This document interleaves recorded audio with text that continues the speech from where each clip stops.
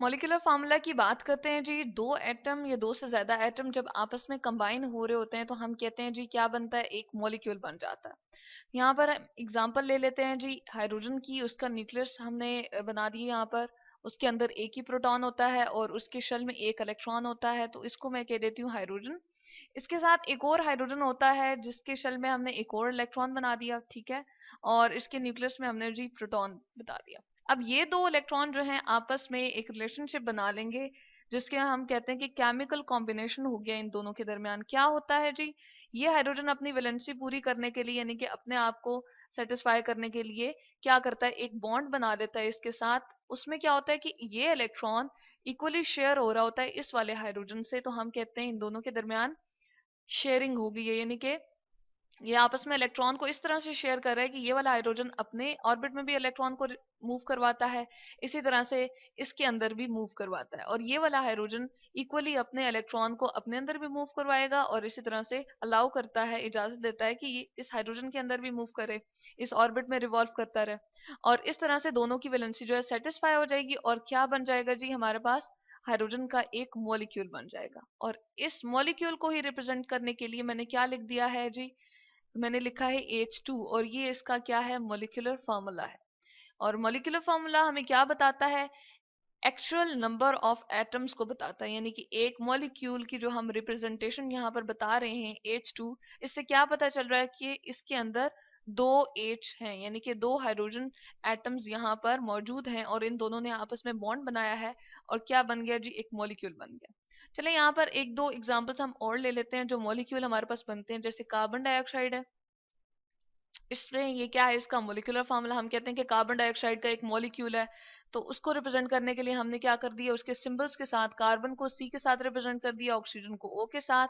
तो ये हमें क्या बता रहा है जी, कि एक इसके अंदर कार्बन है और दो इसके अंदर जी क्या है, ऑक्सीजन है। ये मैंने इसके सिंबल्स बना दिए ऑक्सीजन के, और ये कार्बन के लिए C का सिंबल बना दिए। इसी तरह से अगर हम एग्जाम्पल ले लें ग्लूकोज की, उसका फार्मूला हम क्या लिखते हैं, मॉलिक्यूलर C6H12 और O6 हम लिख देते हैं, तो ये हमारे पास ग्लूकोज का मॉलिक्यूलर फार्मूला आएगा। इस तरह से हमने एक, दो और तीन मॉलिक्यूल्स बना दिए और इनके मॉलिक्यूलर फार्मूला लिख दिए। अच्छा, अब क्या होता है जी, हम एक रिलेशनशिप देखना चाहते हैं कि मॉलिक्यूलर फार्मूला और इंपेरिकल फार्मूला के दरमियान क्या कोई ताल्लुक है। और यहाँ पर चले हम लिख देते हैं कि मॉलिक्यूलर फार्मूला और इसके दरमियान हम इसके साथ रिलेशनशिप देखना चाह रहे हैं, इसका ताल्लुक बनाना चाह रहे हैं किसके साथ जी, इंपेरिकल फार्मूला के साथ। अब इंपेरिकल फार्मूला क्या था, जैसे हमने पिछले लेक्चर में भी देखा था, इंपेरिकल फार्मूला को हमने डिस्क्राइब किया था।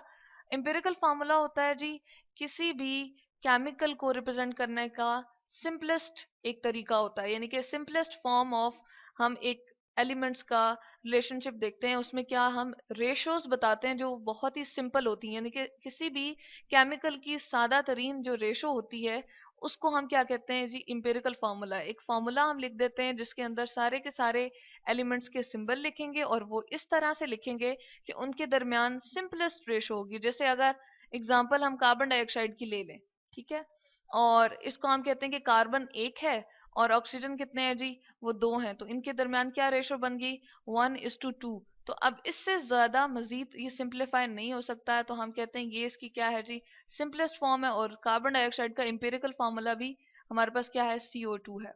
अच्छा, अब इंपेरिकल फार्मूला और मॉलिक्यूलर फार्मूला इक्वल तो हो सकते हैं, लेकिन यहाँ पर हमें क्या लगाना पड़ेगा जी, n लगाना पड़ेगा। और n क्या होता है, n हमारे पास 1 भी हो सकता है, ठीक है। ये एक ऐसा इंटीजर हम ले लेते हैं जो जिसकी वैल्यू क्या हो सकती है, 1 भी हो सकती है, 2 भी, 3 भी, और सो ऑन चलता जाएगा।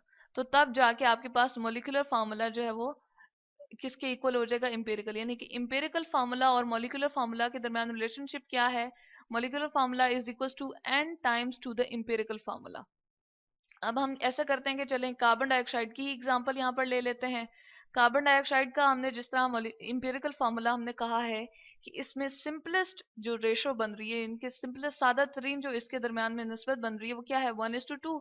और इसलिए हम इसको क्या कहते हैं, ये इस केमिकल को रिप्रेजेंट करने का एक सिंपलेस्ट फार्मूला है और इसी को इंपेरिकल फार्मूला कहते हैं। तो चले हम यहाँ पर पुट कर देते हैं जी, कार्बन डाइऑक्साइड का इंपेरिकल फार्मूला CO2, ठीक है, ब्रैकेट्स हमने लगा दी, ये सिर्फ इसलिए कि यहाँ पर ये क्या हो रहा है, इसके साथ n के साथ मल्टीप्लाई हो रहा है।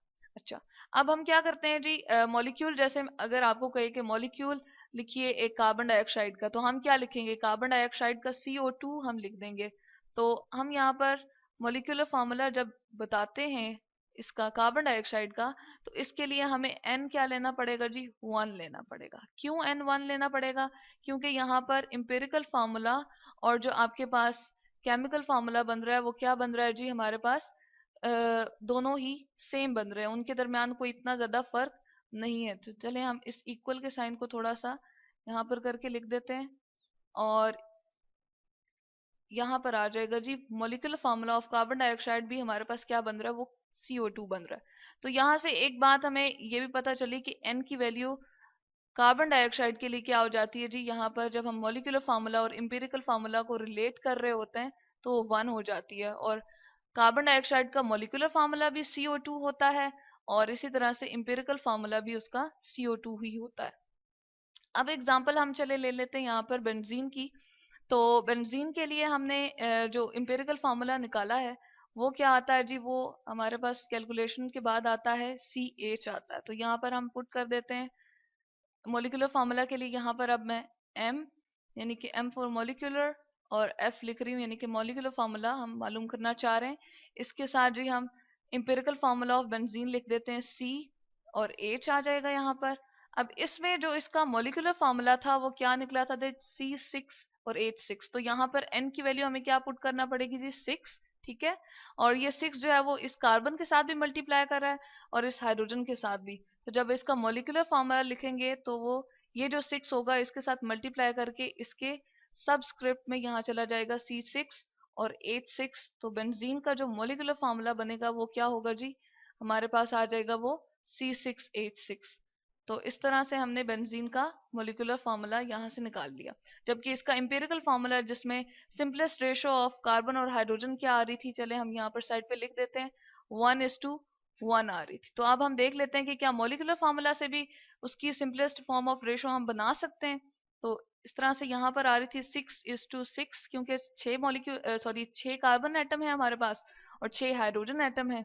तो हम इसको सिंप्लीफाई कर सकते हैं 6 की टेबल से, और इसके दरमियान जो सिंपलेस्ट रेशो आ जाएगी वो 1:1 आ जाएगी। तो इस तरह से हमने इंपेरिकल फार्मूला भी यहाँ से निकालने की कोशिश की है। तो मॉलिक्यूलर फार्मूला और इंपेरिकल फार्मूला को हम किस तरह से जी रिलेट कर सकते हैं, हम कह सकते हैं molecular formula is n times to the empirical formula.